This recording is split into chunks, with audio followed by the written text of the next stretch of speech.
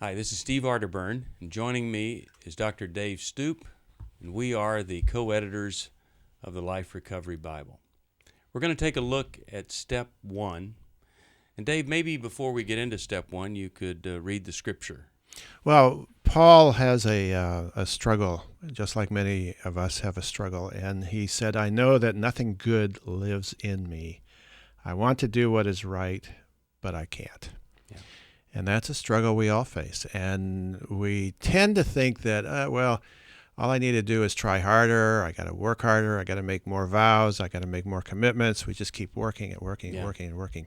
And all we get is the same result every time. Nothing really changes. Well, when you look at the step, you see one of the key words is the word admission, or the concept of admission, as we admitted that we were powerless. And this is what Paul does in the scripture, is he admits it out loud. And I think that is such a major step, to finally admit that what we're doing isn't working. You know, my grandfather would say, if the horse is dead, get off. Yeah. And I think what we do is we spend our life coming to grips with the fact that this horse is dead, whether it's alcohol, drugs, eating, codependency, Sex addiction, anything that's there. We finally reach a point where we say, this isn't working. Well, you know, the word that we resist in there is powerless. Oh, absolutely. That is just a horrible thing to admit, that we're powerless.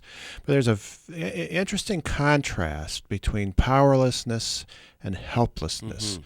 As we work through these steps, we'll see that we're not helpless. There's a whole program that's going to allow us to move beyond the powerless and the insanity that we've been living with. But we got to first admit, I'm powerless. I cannot fix it. Yeah, and the fact that, you know, maybe we don't want to admit that we're a failure at this point, or that we haven't figured things out altogether. But to me, it's easy to admit that when we look at the landscape, things have become unmanageable. It's gotten out of hand. Yeah, and here's the thing: willpower always has a short lifespan. Mm-hmm. And if you're listening to this, you know that you've made decisions that, you know, I'm not going to use, I'm not going to drink, I'm not going to overeat, I'm not going to watch pornography, Sure. and you do it for a while, but our willpower always kind of winds down, and so we need something beyond us, because we can't do it. Well, it's a first big step, that step of finally saying, okay, I can't do this like this anymore. And you go through some pain, which will lead you through that pain. You go through some pain, but it's never as severe a pain as staying with whatever coping mechanism that we've chosen. And you've chosen something to help you cope. Well, it has. You've made it to this point. Congratulations. But now it's time for us to get on and move to the next step. Now there's one more thing before we get on. Okay.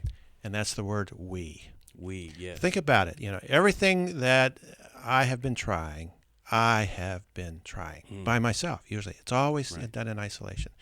And recovery, healing, wholeness always begins with we. There's got to be a we involved, where we get other people in there to give us strength and to give us somebody that's going to back us up when we need that backup. And we're there for you. I mean, we are fellow strugglers in every area. And so we are part of that we for the first step. It's time to admit powerlessness and to focus on the we and no longer on the I.